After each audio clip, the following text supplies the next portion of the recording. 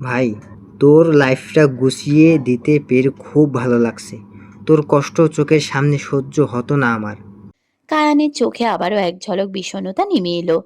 নিজের সুখ পেতে গিয়ে সেরিনকে কষ্ট দিয়ে ফেললাম রে। হিমেল এবার গম্ভীর স্বরে বলল। ওসব ভাবিস না, শোন। সেদিন আর তোর পোস্টার বানানোর ছেলেগুলোকে ধরেছি। এখনো ওরা তোর বেসমেন্ট আছে। আর শাহরিয়ার আর তার বাপের কেস কোনো উকিল লড়বে না। এতগুলো মেয়ের জীবন নষ্ট করার পর ওদের ফাঁসি না দিতে পারলে ভয়ঙ্কর শাস্তি হবে। ইতিমধ্যেই অনেক মেয়ের বক্তব্য উদ্ধার করেছি। আশা করছি ওরা আর কোনোদিন মেরুদণ্ড সোজা করে দাঁড়াতে পারবে না। কায়ান ধীরে মাথা নেড়ে বলল। ঠিক আছে, তুই ভাবির কাছে যা, বাকিটা আমি সামলে নেব। ওকে, খেয়াল রাখিস, নিজেও আর সেরিনেরও। ওকে। হিমেল চলে যেতেই আবার ছাদের চারপাশে নীরবতা নেমে এলো। দূরের পাহাড়ি বাতাস ধীরে ধীরে বইছে। রাত আরো গভীর হয়ে উঠেছে। জেবরান কায়ানের দিকে তাকিয়ে নরম স্বরে বলল। ভাই, তুমিও রুমে যাও, সেরিন অপেক্ষা করবে। কায়ান মৃদু মাথা নেড়ে বলল। ওকে। তারপর দুজন দুই দিকে হাঁটা দিল। পাহাড়ি রাতে নিস্তব্ধতার মাঝে শিকদার নিবাসের করিডোরগুলো ধীরে ধীরে তাদের পদচারণার শব্দে ভরে উঠল। কায়ানের রুমটা যদিও বাসরের সাজে সজ্জিত, তবুও খাটে শুয়ে থাকা বউটা মোটেও বাসরের জন্য প্রস্তুত নয়। পুরো রুম জুড়ে নরম আলোর মায়াবী আবেশ ছড়িয়ে আছে। সাদা আর লাল ফুলের গন্ধ মিশে ঘরটাকে স্বপ্নময় করে তুলেছে। জানালার বাইরে পাহাড়ি রাতে নীরবতা ধীরে ধীরে আরো গভীর হয়ে উঠছে। দূর থেকে ভেসে আসা ঠান্ডা বাতাস পর্দাগুলোকে আলতো দোলাচ্ছে। সেলিনের পরনে তখনও সেই লাল শাড়িটা। দিনের সমস্ত ক্লান্তি আর অনুভূতির ছাপ যেন এখনো তার চোখে মুখে লেগে আছে। কায়ান ভেতরে প্রবেশ করেই দেখতে পেল সেলিন শুয়ে আছে, অথচ এখনো শ্বাস তোলা হয়নি। কায়ান দরজা বন্ধ করে ধীরে ধীরে এগিয়ে গেল তার কাছে। জান, তুমি কেন সাজ তোলনি? সেলিন শান্ত গলায় বলল। আপু বলল আপনার জন্য অপেক্ষা করতে। কায়ানের ঠোঁটে মৃদু হাসি ফুটে উঠল। সে ঝুঁকে সেলিনের কপালে আলতো চুমু এঁকে দিল। তারপর খুব যত্ন করে সেলিনকে পাজা কোলে তুলে ওয়াশরুমে নিয়ে গেল। পাহাড়ি রাতের ঠান্ডা আবহাওয়ার মাঝেও ওয়াশরুমের উষ্ণতা যেন এক প্রশস্ত অনুভূতি এনে দিচ্ছিল। কায়ান নিজ হাতে সেলিনকে শাওয়ার করিয়ে শাড়ি বদলে দিল। ভারী গয়না আর সাজসজ্জা সরিয়ে তাকে পরিয়ে দিল নরম আর আরামদায়ক পোশাক। এরপর কোলে করে তাকে আবার বাইরে নিয়ে এলো। ঘরের নরম আলোয় বসিয়ে খুব যত্ন করে সেলিনের ভেজা চুল শুকিয়ে দিল কায়ান। তার প্রতিটি ছোঁয়ায় ছিল এক অদ্ভুত কোমলতা, যেন মানুষটা নিজের সমস্ত ভালোবাসা নিঃশব্দে ঢেলে দিচ্ছে। এরপর সেলিনকে বিছানায় শুয়ে রেখে কায়ান নিজেও ফ্রেশ হতে চলে গেল। সেলিন চুপচাপ তাকিয়ে রইল তার দিকে। মানুষটা কতটা যত্ন করতে পারে তা যেন তার ভাবনারও বাইরে। বুকের ভিতর কেমন অদ্ভুত শান্তি অনুভব হচ্ছে তার। কিছুক্ষণ পর কায়ান ফ্রেশ হয়ে বেরিয়ে এলো। সেলিন তখনও তার দিকেই তাকিয়ে আছে। কায়ান এসে তার পাশে বসলো। ঘুম আসছে না? সেলিন মাথা নেড়ে বলল। উম, না। তাহলে কি করতে চাও? সেলিন ছোট্ট শিশুর মতো আবদার করে বলল। ছাদে নিয়ে চলুন, দোলায় বসে তারা দেখব। কায়ান হেসে বলল। জো হুকুম মহারানী। এরপর কায়ান সেলিনকে কোলে তুলে ছাদের দিকে চলে এলো। ছাদের দোলনায় বসে কায়ান সেলিনকে নিজের কোলে বসিয়ে আগলে রাখলো নিজের বুকে। রাতের আকাশ জুড়ে অসংখ্য তারা মিটমিট করে জ্বলছে। চারপাশে পাহাড়ি রাতের স্নিগ্ধতা ছড়িয়ে আছে। পাশের বাগান জুড়ে জোনাকিরা ছোট ছোট আলোর বিন্দু হয়ে উড়ে বেড়াচ্ছে। বাড়ির চারপাশে লাগানো ক্ষুদ্র আলোগুলো পুরো পরিবেশকে আরো মায়াময় করে তুলেছে। সেলিন মাথা রেখে আছে কায়ানের বুকে। মুগ্ধ চোখে সে আকাশের দিকে তাকিয়ে আছে। প্রকৃতির সে অপরূপ সৌন্দর্য তাকে গভীরভাবে মোহিত করছে। আর কায়ান সমস্ত পৃথিবী ভুলে তাকিয়ে আছে নিজের ব্যক্তিগত সৌন্দর্যের দিকে। কি অদ্ভুত, তাই না? দুজনেই সৌন্দর্য দেখছে, অথচ দুজনের কাছে সৌন্দর্যের ব্যাখ্যাটা সম্পূর্ণ আলাদা। কিছুক্ষণ পর সেলিন আলতো করে কায়ানের বুকে মাথা টেকিয়ে ফিসফিস করে বলল। ঘুম পাচ্ছে। কায়ান সেলিনের চুলের ঘ্রাণ নিতে নিতে শান্ত গলায় বলল। চলো, বেশ রাত হয়েছে। সে রাত ছিল তাদের বাসর রাত, অথচ সেই রাতে ছিল না কোনো শারীরিক মেলামেশা, ছিল না কোনো দৈহিক চাহিদা, ছিল শুধু দুটো হৃদয়ের গভীর ভালোবাসার নীরব মিলন। পাহাড়ি রাতের নিস্তব্ধতা আর আকাশ ভরা তারার নিচে তারা দুজন যেন অনুভূতির এক ভিন্ন জগতে হারিয়ে গিয়েছিল। সেই রাতে অসাধারণ কিছু না ঘটলেও রাতটা দুজনের মনের ভিতর সারা জীবন জীবন্ত হয়ে থাকবে। কিছু মুহূর্ত থাকে যেগুলো সৌন্দর্য শব্দে প্রকাশ করা যায় না, শুধু অনুভব করা যায় নিঃশব্দে। সেই রাত কায়ানের জন্য ছিল ধৈর্যের পরীক্ষা। এত বছর পর প্রিয়তমাকে নিজের করে পেয়েও তাকে স্পর্শ না করতে পারার কোনো আক্ষেপ কিংবা অসন্তোষ তার চোখে মুখে ফুটে উঠল না, বরং নিজের ভেতরে সে আরো বেশি অপরাধবোধ অনুভব করলো। সেরিনের এই দুর্দশার জন্য যেন নিজেকেই দায়ী মনে হতে লাগলো তার। রাত তখন আরো গভীর হয়ে উঠেছে। পাহাড়ি বাতাসে হালকা শীতের আবেশ মিশে আছে। শিকদার নিবাসের চারপাশ ধীরে ধীরে নিস্তব্ধতায় ডুবে যাচ্ছে। শিমুল বিয়ে বাড়ির সমস্ত কাজ শেষ করে বেশ কিছুক্ষণ আগেই নিজের রুমে এসেছে। দিনের ব্যস্ততা শেষে শরীর জুড়ে ক্লান্তি নেমে এলেও তার চোখে ঘুম নেই। জেব্রান তখনও বাইরে ফ্রেশ হওয়া আয়নার সামনে বসে শরীরে লোশন মাখছিল শিমুল। ঘরের হালকা হলুদ আলো তার ক্লান্ত মুখটাকে আরো কোমল করে তুলেছে। ঠিক তখনই হঠাৎ তার মনে পড়ে গেল জারিফ আর জিনুর কথা। ছেলে দুটো কতটা মায়াবী, কতটা আপন হয়ে গিয়েছিল তার সঙ্গে। তাদের নিষ্পাপ মুখ, ছোট ছোট আবদার, ভালোবাসা পাওয়ার আকুতি, সবকিছু যেন হঠাৎ করেই মনে ভিড় জমালো। আজকাল ভীষণ মনে পড়ে ওদের। শেষের দিনগুলোতে মেহেরিনের জায়গায় মায়ের সমস্ত দায়িত্ব পালন করেছে শিমুল। হয়তো সে কারণেই অজান্তেই ছেলে দুটোর প্রতি গভীর মায়া জন্মে গেছে তার। এইসব ভাবতে ভাবতেই চোখের কোনা বেয়ে দুফোঁটা পানি গড়িয়ে পড়ল নিচে। ঠিক তখনই রুমে প্রবেশ করলো জেব্রান। শিমুলকে কাঁদতে দেখে মুহূর্তেই অস্থির হয়ে উঠল সে। শিমু, কি হয়েছে? তুমি কাঁদছো কেন? জেব্রানকে দেখে শিমুল দ্রুত চোখের পানি মুছে নিল। কিছু না। জেব্রান মাটিতে বসে শিমুলের হাত দুটো শক্ত করে ধরল। তার কণ্ঠে ছিল উদ্বেগের ছাপ। সেরিনের জন্য কষ্ট লাগছে? শিমুল ধীরে মাথা নেড়ে বলল। না। তবে শিমুল দীর্ঘশ্বাস ফেলে শান্ত গলায় বলল। জারিফ জিনুর কথা মনে পড়লো। ছেলে দুটো ভীষণ ভালোবাসা কাতুরে। জানো, ওরা কারোর অ্যাটেনশন পায় না। আল্লাহ ওদের মাটিও যেন দেয়নি। জেব্রান চুপ করে রইল। সে বিষয়টা বুঝতে পারছে, খুব ভালো করেই বুঝতে পারছে, কিন্তু বুঝে লাভ কি যখন কিছুই করার নেই। চারপাশে নীরবতা যেন আরো ভারী হয়ে উঠল সেই মুহূর্তে।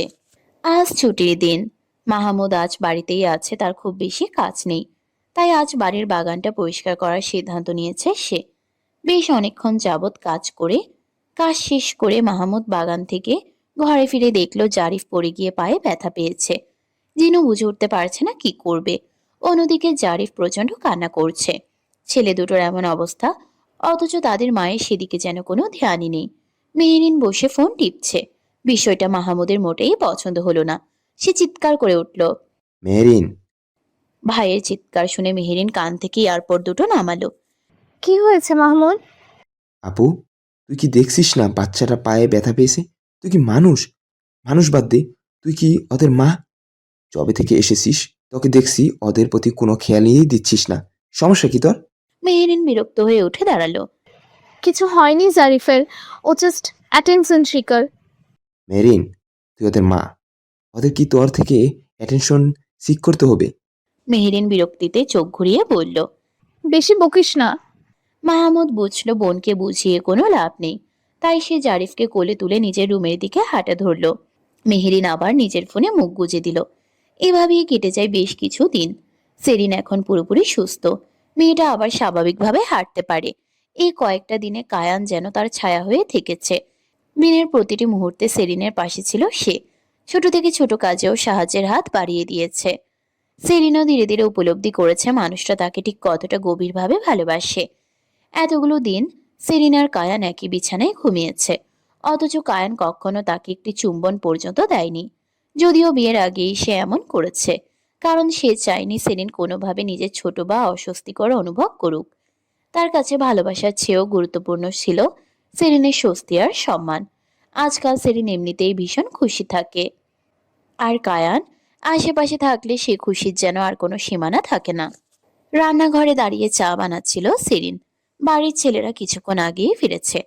সবার জন্য চা তৈরি করে সে লিভিং রুমে নিয়ে যাবে। চা বানানো শেষ করে ট্রেতে সাজিয়ে লিভিং রুমে প্রবেশ করলো সে। একে একে সবার হাতে চায়ের কাপ তুলে দিল। ততক্ষণে গায়ান আর জেব্রানও এসে গেছে। আহিরের পাশে বসে গল্প করতে করতে চা খাচ্ছিল সেরিন। এমন সময় কায়ান তার পাশে এসে বসে পড়ে। সেলিন একবার ফিরে তাকায়। তাদের চোখাচোখি হতেই মেয়েটির ঠোঁটে মৃদু হাসি ফুটে ওঠে। তারপর আবার সে আহিরের দিকে মনোযোগ দেয়। সবকিছুর মাঝেও শিমুলকে কেমন যেন আলাদা আলাদা লাগছিল। তার মুখে ছিল এক অদ্ভুত উদাসীনতা। মনে হচ্ছিল কোনো অদৃশ্য চিন্তা তাকে ভেতর থেকে গ্রাস করে রেখেছে। চা খেতে খেতে সেলিনও বিষয়টা খেয়াল করলো। বড় আপুর এমন চেহারা তার চোখ এড়িয়ে গেল না। তবে সবার সামনে কিছু জিজ্ঞেস করলো না সে। সন্ধ্যার পর সবাই একসঙ্গে রাতের খাবার খেয়ে নিল, কিন্তু তখনও শিমুলের চেহারায় সে একই উদাসীনতার ছাপ স্পষ্ট ছিল। সেলিন মনে মনে ঠিক করলো রাতে সুযোগ পেলে আপুর সঙ্গে একান্তে কথা বলবে। বাসনপত্র গুছিয়ে রাখতে যখন রান্নাঘরে যাবে তখনই হয়তো কথা বলা যাবে। এমনিতে তাদের দুই বোনকে ঘরের কোনো কাজই করতে হয় না। সকালে এসে হেল্পিং হ্যান্ডরা সবকিছু গুছিয়ে দিয়ে যায়। এসব ভাবতে ভাবতেই সেলিন বাকি কাজগুলো শেষ করলো। ততক্ষণে সবাই নিজেদের ঘরে চলে গেছে। ডাইনিং টেবিলের উপর রাখা নিজের ফোনটা হাতে নিয়ে সে উপরে উঠল। শিমুলের ঘরের দিকে যাওয়ার জন্য পা বাড়াতেই আচমকা কারো শক্ত টানে মুহূর্তের মধ্যেই সে একটি ঘরের ভিতরে এসে পড়ে। হঠাৎ ঘটনার আকস্মিকতায় সেরিন বিস্মিত হয়ে যায়। বড় বড় চোখ করে তাকিয়ে থাকে কায়ানের দিকে। কায়ান নিজের চুলগুলো হাত দিয়ে পেছনে সরিয়ে সামান্য ঝুঁকে আসে তার দিকে। পরনে সাদা টি শার্ট আর ফর্মাল প্যান্ট। এক হাতে সেলিনের বাঁ পাশে দেয়ালে রাখা, অন্য হাতটা আলতো করে জড়িয়ে আছে তার কোমরে। সেলিন ভীষণ ঘাবড়ে যায়। কিছুটা তোতলাতে তোতলাতে জিজ্ঞেস করে। কি হয়েছে? কায়ানের চোখে তখন দুষ্টু হাসির ঝিলিক। কেন, কিছু না হলে বউকে কাছে টানা যায় না? সেলিনের লজ্জায় গাল দুটো টকটকে লাল হয়ে ওঠে। কি উত্তর দেবে বুঝে ওঠার আগেই নিজের বাঁ গালে কায়ানের ওষ্ঠের কোমল স্পর্শ অনুভব করে সে। সেলিন পিটপিট করে তাকিয়ে থাকে কায়ানের দিকে। ঠিক তখনই বাইরে ঝড়ো হাওয়া বইতে শুরু করেছে। সন্ধ্যা থেকেই আবহাওয়ার মধ্যে এক অদ্ভুত পরিবর্তনের আভাস ছিল। মাঝে মধ্যে শীতল বাতাস এসে শরীর ছুঁয়ে যাচ্ছিল। এখন সেই বাতাস যেন আরো গভীর, আরো বেপরোয়া হয়ে উঠেছে। চারদিকের গাছপালা দুলে উঠছে প্রবল হাওয়ার তালে। জানালার কাছে বাতাসের স্পর্শে তৈরি হচ্ছে মৃদু কম্পন। দূর আকাশ জুড়ে জমে থাকা কালো মেঘগুলো ধীরে ধীরে রাতের আধারকে আরো গাঢ় করে তুলছে। বাতাসে ভেসে বেড়াচ্ছে সিক্ত মাটির গন্ধ। সেই গন্ধে মিশে আছে আসন্ন বৃষ্টির মাদকতা। প্রকৃতি যেন নিজের সমস্ত সৌন্দর্য নিয়ে নতুন এক আবেশে জেগে উঠেছে। প্রচণ্ড বাতাস বারবার জানালার পর্দা উড়িয়ে দিচ্ছে। দূরে কোথাও বিদ্যুতের ক্ষীণ ঝলকানি রাতের বুক চিরে এক মুহূর্তের জন্য চারপাশ আলোকিত করে আবার হারিয়ে যাচ্ছে অন্ধকারে। রাতের নিস্তব্ধতা, ঝড়ো হাওয়ার উন্মত্ততা আর বৃষ্টির আগমনী সুভাষ মিলে সৃষ্টি করেছে এক মোহময় পরিবেশ। যেন প্রকৃতি নিজেই কোনো অদৃশ্য অনুভূতির গল্প লিখছে। আর সেই গল্পের নীরব সাক্ষী হয়ে দাঁড়িয়ে আছে কায়ান আর সেরিন। সেরিন ড্যাব ড্যাব করে তাকিয়েই ছিল। এমন সময় কায়ান তার খুব কাছে এগিয়ে আসে। এক সেকেন্ডও সময় নেয় না। সেরিনকে পাজা কোলে তুলে বিছানার কাছে নিয়ে আসে। তারপর অত্যন্ত যত্নে তাকে বিছানায় শুয়ে দেয়। সেরিন তখনও যেন এক অদ্ভুত ঘোরের মধ্যে ডুবে আছে। চারপাশে সবকিছু তার কাছে অবাস্তব মনে হচ্ছিল। এই অনুভূতি তার কাছে সম্পূর্ণ নতুন। হৃদস্পন্দন দ্রুত হয়ে উঠছিল, আর অজানা এক শিহরণ তাকে আচ্ছন্ন করে রাখছিল। সে চোখ দুটো শক্ত করে বন্ধ করে নেয়। কায়ানও সেদিন নিজের অনুভূতির কাছে পরাজিত হয়েছিল। নিজেকে সংযত রাখার শক্তি যেন তার মধ্যে আর অবশিষ্ট ছিল না। সেরিন তার স্ত্রী, তাদের সম্পর্কের মধ্যে ছিল বিশ্বাস, গ্রহণযোগ্যতা এবং বৈধতার দৃঢ় বন্ধন। সেই ভাবনায় তাকে আর পিছিয়ে যেতে দেয়নি। এক সময় কায়ানের হাত পৌঁছে যায় সেলিনের পিঠের চেইনে। চেনটা এক হাতে খুলে ফেলতেই সেলিন চোখ খুলে তাকায়। তাদের দৃষ্টি একে অপরের সঙ্গে মিলিত হয়। কায়ান স্নেহ ভরে তার দু চোখে চুম্বন এঁকে দিয়ে মৃদু স্বরে জিজ্ঞেস করে। কেনাই? সেলিন লজ্জায় মুখ লুকিয়ে ফেলে কায়ানের বুকে। আর সেই নীরব সম্মতি কায়ানের জন্য যথেষ্ট ছিল। সেলিনের শরীরের অবশিষ্ট কাপড়ের টুকরাটাও তখন ফ্লোরে পড়েছে। কায়ানের উদাম পিঠে সেলিনের ছোট ছোট হাত দুটো। সেলিন চোখগুলো খিচে বন্ধ করে রেখেছে। কায়ানের পিঠে সেলিনের নখের দাগ পড়ে গিয়েছে। কায়ান যেন ঘোরের মাঝেই আছে। সে সেলিনের কান্না দেখতে পারছে না। তার পক্ষে ফিরে আসা সম্ভব নয়।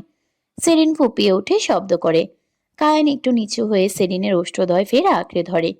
চুমুতে ভুলিয়ে দিতে চায় সেরিনকে, কিন্তু মেয়েটার কান্না থামছে না। ফর্সা মুখশ্রী রক্তিম বর্ণ ধারণ করেছে, গাল দিয়ে ধোঁয়া উঠছে মনে হচ্ছে। কায়ান দু হাতে সেরিনের মুখটা আলতো করে ধরে নিজের দিকে ফেরায়। কষ্ট হচ্ছে? সেরিন এক বুক আশা নিয়ে সেরিন এক বুক আশা নিয়ে মাথা নাড়িয়ে হ্যাঁ বলে। ভেবেছিল কায়ান হয়তো তাকে এবার ছেড়ে দিবে, কিন্তু কায়ান তা না করে উল্টো কিছুটা ঝুঁকে সেরিনের কপালে চুমু খায়। You have to bear the pain, জান। সেই রাতে ছিল বৃষ্টি, আর ছিল কায়ানের গভীর ভালোবাসা। রাত তখন 1টা, বৃষ্টি থেমে গেছে, সেই সঙ্গে থেমে গেছে কায়ানের ভেতরে বয়ে যাওয়া দীর্ঘদিনের ঝড়ও। সেলিন ক্লান্ত হয়ে কায়ানের পাশেই ঘুমিয়ে আছে, আর কায়ান সিলিং এর দিকে তাকিয়ে নীরবে সিগারেট টানছে। সেলিন এতটাই গভীর ঘুমে আচ্ছন্ন যে সিগারেটের গন্ধও তার নাকে পর্যন্ত পৌঁছাচ্ছে না। কিছুক্ষণ নীরবে বসে থেকে কায়ান ঝুঁকে সেলিনের কপালে একটি চুম্বন এঁকে দেয়। এরপর কাবার থেকে একটি কোট বের করে গায়ে জড়িয়ে নেয়। সেলিন অনেকক্ষণ ঘুমাবে, এটা সে জানতো, তাই নিজের প্রয়োজনীয় কাজ সেরে আসার উদ্দেশ্যে ঘর থেকে বেরিয়ে যায়। হিমেল ঘুমে ঢুলছে, কায়ানের হাতে হকি স্টিক। তার সামনে সেই 4জন ছেলে বসে, যারা সেলিন এবং কায়ানের ছবি পুরো গ্রাম জুড়ে পোস্টারের মতো লাগিয়েছিল। কায়ানের হকি স্টিকের মাথা থেকে রক্ত চুইয়ে পড়ছে। কায়ান সেটা ফেলে এগিয়ে আসে ছেলেগুলোর দিকে, উপর থেকে কিছু দড়ি ফেলে, যার মাথায় মাছ ধরা বড়শির মতো কোড়া আর ধারালু। কায়ান ছেলেগুলোর জ্যান্ত শরীরের চামড়ায় সে বড়শি বিঁধে ছেলেগুলোকে টানিয়ে দেয় ছাদের সাথে। ছেলেগুলো নিজের শেষ শক্তি দিয়ে চিৎকার করে, কিন্তু লাভ হয় না। হিমেল এমন চিৎকার শুনে চোখ খুলে তাকিয়ে অবাক হয়ে যায়। কায়ানের চোখে মুখে রক্তের ছিটা, ওকে ভয়ঙ্কর সাইকো দেখাচ্ছে এই মুহূর্তে। ভাই, এটা কি করেছিস? এভাবে টর্চার না করে মেরে ফেলতি? তোর কি মনে হয় ওরা শুধু আমার সেরিনকে কষ্ট দিয়েছে? না রে, ওরা শুধু আমার সেরিনকে কষ্ট দেয়নি, ওরা গ্রামের ভেতর থেকে 6টা 9 থেকে 10 বছরের শিশুকে রেপ করেছে। আর রেপিস্টদের এইটাই শাস্তি, এইভাবে ঝুলে থকতে থকতে ওরা মরবে।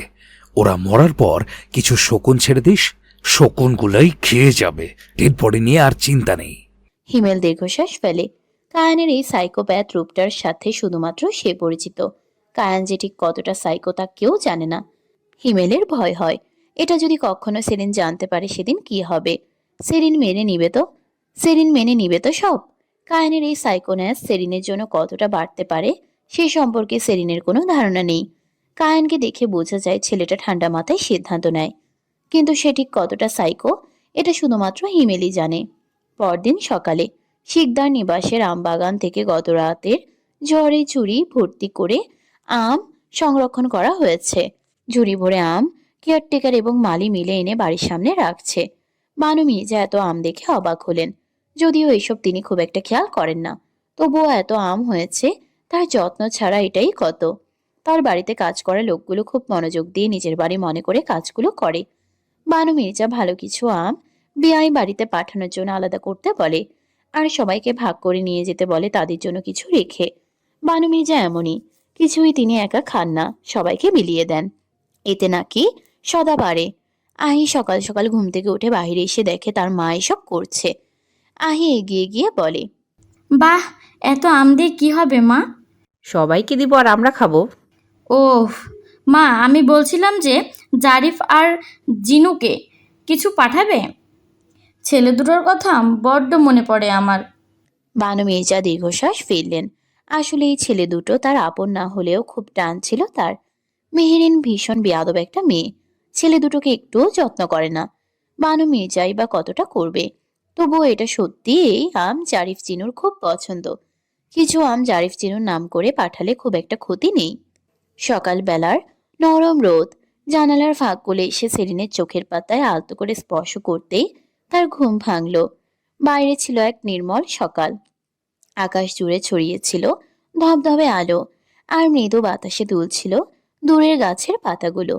প্রকৃতি যেন নতুন দিনের আগমনী বার্তা নিয়ে দাঁড়িয়েছিল জানালার ওপারে। সেরিন পিটপিট করে চোখ মেলে সূর্যের আলো যেদিক থেকে আসছিল সেদিকে তাকালো। জানালার সামনে দাঁড়িয়েছিল কায়ান। তার উপরের শরীরে কোনো পোশাক ছিল না, এলোমেলো কোকড়া চুলগুলো সকালের বাতাসে আরো অগোছালো হয়ে উঠেছিল। পরনে ছিল শুধু কালো রঙের একটি ট্রাউজার।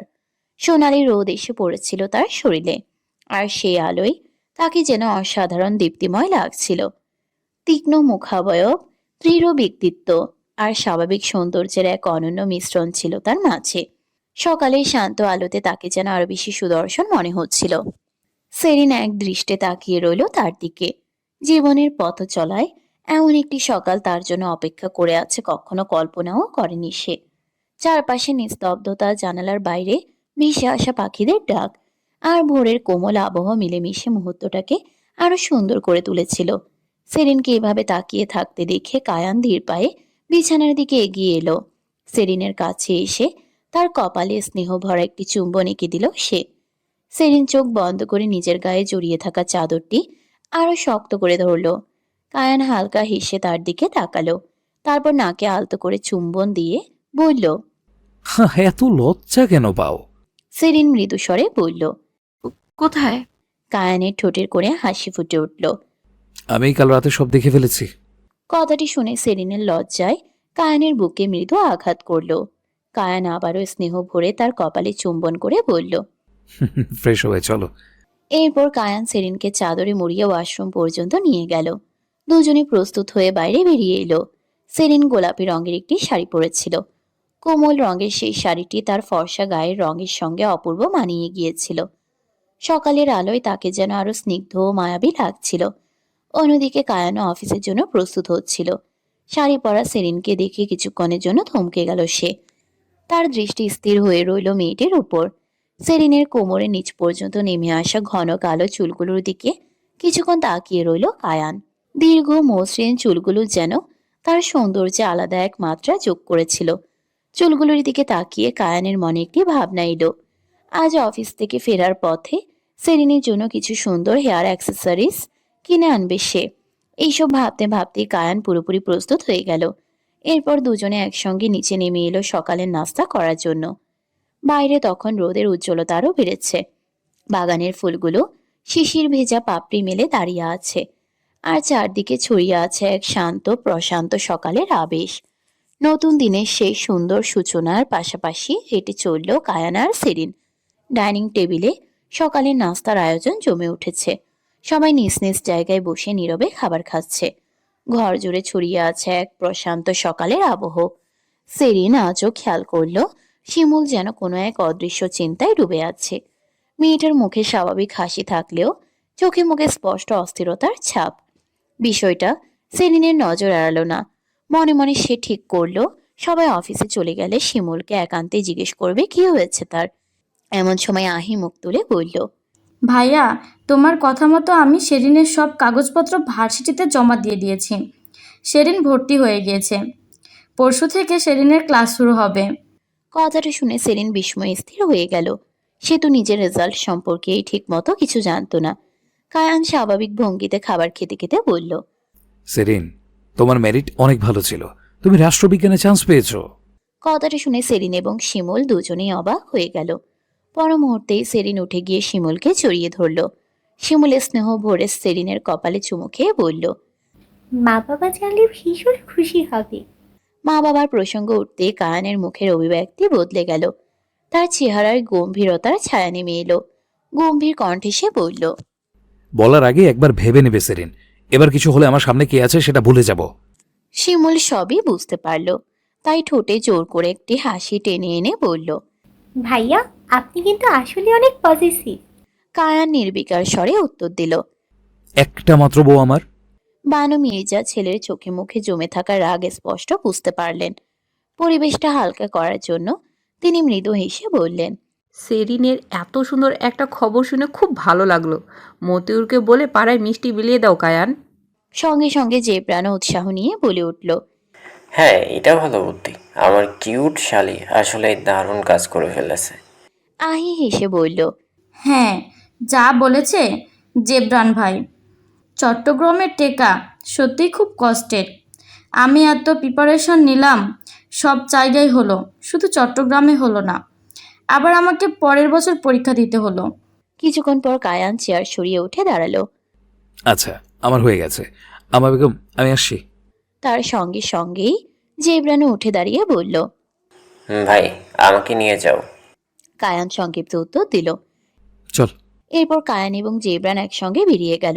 আহিও নিজের ব্যাগ গুছিয়ে বিশ্ববিদ্যালয়ের উদ্দেশ্যে রওনা দিল। মুহূর্তের মধ্যেই ব্যস্ত সকালে সেই টেবিল ধীরে ধীরে ফাঁকা হয়ে এলো, আর বাড়ির ভেতর নেমে এলো এক শান্ত নিস্তব্ধতা। সবাই চলে যাওয়ার পর শিকদার নিবাস যেন এক মুহূর্তেই নিস্তব্ধতায় ডুবে গেল। কিছুক্ষণ আগেও যেখানে মানুষের কণ্ঠস্বর, হাসি আর কথাবার্তায় ভরপুর ছিল চারপাশ, এখন সেখানে নেমে এসেছে এক অদ্ভুত শান্ত নীরবতা। সেলিন ব্রেকফাস্ট টেবিলের বাকি কিছু কাজ গুছিয়ে উপরে চলে এলো। শিমুল তখন ফোনে মা বাবার সঙ্গে কথা বলছিল। তার কণ্ঠে ছিল একরাশ প্রশান্তি। হ্যাঁ ভাইয়া, আসলেই ভালো আম্মা। আমাদের শেরিনকে যতটা যত্ন সে করেছে অন্য কেউ পারত না। এত ধৈর্য সত্যি কারণ নেই। ওপাশ থেকে কি বলা হলো তা সেলিন শুনতে পেল না। তবে কিছুক্ষণ পরে শিমুল কল কেটে দিল। ফোন নামিয়ে পেছনে তাকাতেই সেলিনকে দেখে খানিকটা অবাক হয়ে গেল সে। কি রে, তুই কখন এলি? মাত্র। আয় বস। সেলিন এগিয়ে গিয়ে শিমুলের পাশে বসলো। শিমুলের ফোনটা টেবিলের উপর রেখে তার দিকে তাকিয়ে বলল। কি হয়েছে? সেলিন কিছুক্ষণ চুপ থেকে ধীর স্বরে বলল। আপু তোমার কি হয়েছে? প্রশ্নটা শুনে শিমুল অবাক হলো। ব্রুকুচকে বলল। কেন, কি হবে? আজকাল তোমার মুড ভীষণ অফ অফ লাগে, কেন বলো তো? শিমুল হালকা হাসার চেষ্টা করলো। আরে না, তেমন কিছু না, তুই অসুস্থ ছিলি তাই। সেলিন মাথা নেড়ে বলল। না আপু, আমি জানি, তোমাকে আমি ছোট থেকেই চিনি, আমায় বলো না প্লিজ। সেলিনের চোখে এতটা উদ্বেগ আর ভালোবাসা দেখে শিমুলের চোখ হঠাৎ ভিজে উঠল। পর মুহূর্তেই সে সেলিনকে শক্ত করে জড়িয়ে ধরল। শেরিনের কি হয়েছে আপু, বড় কোনো ঘটনা ঘটেছে কি? এই প্রশ্নের পর আর নিজেকে সামলে রাখতে পারল না শিমুল। সে কান্নায় ভেঙে পড়ে বলল। আমি কখনো মা হতে পারবো না শেরিন। কথাটা শোনার সঙ্গে সঙ্গে সেলিনের মনে হলো যেন পায়ের তলার মাটি সরে গেছে। সে অবিশ্বাসে তাকিয়ে রইল নিজের বোনের দিকে। কি বলছিস আপু এসব? শিমুল চোখের পানি মুছতে মুছতে বলল। হ্যাঁ, আমি বেশ কয়েকবার ট্রাই করেছি, কিন্তু আমি কনসিভ করতে পারছিলাম না। জেবরানকে বলি দিয়ে কথা আমি। এরপর কক্সবাজার গিয়েছিলাম এই কারণে। ভাবলাম বিয়ের 2 বছর হতে চললো, এবার ট্রাই করা উচিত, হয়তো পরিবেশ বদলালে ভালো কিছু হবে। এবার জেবরানও জানতো, কিন্তু ফলাফল শূন্য। তখন জেবরান বলল আমরা আবার ট্রাই করব, কিন্তু আমি আর নিজেকে ধরে রাখতে পারিনি, সব বলে দিই ওকে। সব শুনেও আমাকে ডাক্তারের কাছে নিয়ে যায়। রিপোর্টে এইসব আসে, আমি পারবো না, হাজার চেষ্টা করলেও হবে না। আমার সন্তান ধারণ করার কোনো ক্ষমতাই নেই। শেষ কথাগুলো বলেই শিমুল আবার কান্নায় ভেঙে পড়ল। সেলিন দ্রুত বোনকে নিজের বুকে জড়িয়ে নিল। কাঁদিস না আপু, কথাটা তুই আর ভাইয়া ছাড়া কেউ জানে? শিমুল মাথা নেড়ে বলল। না, তোর ভাইয়া অনেক ভালোবাসে আমাকে। এত বড় সংবাদের পরেও আমাকে বলেছে কোনো চিন্তা না করতে। সে সবসময় আমার পাশে আছে। আমার ভয় হয় শেরিন, কতদিন এই ভালোবাসা থাকবে। যদিও জেবরান নিজেই বলেছে সে আমাকে নিয়ে ইন্ডিয়া যাবে, প্রয়োজন হলে পৃথিবীর সব দেশে যাবে। কিন্তু আমার কষ্ট হয় শেরিন, লোকটাকে এভাবে দেখে। আমি জানি দিন শেষে তারও বাবা হওয়ার অধিকার আছে। আমি আমি বাকিটুকু আর বলতে পারল না শিমুল। কান্না তার সমস্ত কথাকে গ্রাস করে নিল। সেলিন নিথর হয়ে বসে রইল। চারপাশে সবকিছু যেন হঠাৎ ঝাপসা হয়ে এসেছে তার কাছে। এবার সে বুঝতে পারল কেন গত কয়েক মাস ধরে শিমুলকে এত উদাস, এত অন্যমনস্ক আর ভাঙাচোরা লাগছিল। তার হাসির আড়ালে যে এত বড় এক যন্ত্রণা লুকিয়েছিল তা কেউ বুঝতেই পারেনি। গড়িয়ে গেছে বেশ কিছুদিন। গ্রীষ্ম তার অন্তিম প্রহরে এসে দাঁড়িয়েছে। সেই সঙ্গে ধীরে ধীরে এগিয়ে আসছে বর্ষার ঋতু। এমনিতেই এই বছর গ্রীষ্ম জুড়েই প্রকৃতি ছিল অস্থির। মাঝে মধ্যেই কালো মেঘে ঢেকে গেছে আকাশ, ঝড় আর বৃষ্টির দাপটে কেঁপে উঠেছে চারপাশ। এখন তো বর্ষা প্রায় দুয়ারে এসে উপস্থিত। তাই বৃষ্টি যেন আরো উদার হয়ে নেমে আসছে পৃথিবীর বুকে। কখনো ঝিরিঝিরি, কখনো মুষলধারে, কখনো জানালার কাছে নরম ছন্দ তোলে, কখনো আবার একটানা শব্দে ঢেকে দেয় সমস্ত নীরবতা। আজও তেমনই এক বৃষ্টি ভেজা দিন। শিমুল এবং জেবরান গিয়েছে কক্সবাজার। সেরিন প্রায় জোর করেই পাঠিয়েছে শিমুলকে। এতদিনের মানসিক চাপ আর অস্থিরতা থেকে অন্তত কিছুটা সময়ের জন্য দূরে থাকুক সে। এরপর না হয় ঠান্ডা মাথায় সবকিছু ভেবে সিদ্ধান্ত নেওয়া যাবে। বাড়িতে এখন শুধু কায়ান, সেরিন, বানু মির্জা আর আহি। তবে সকাল সকাল গ্রাম থেকে খবর এসেছে সেখানে কিছু একটা সমস্যা সৃষ্টি হয়েছে।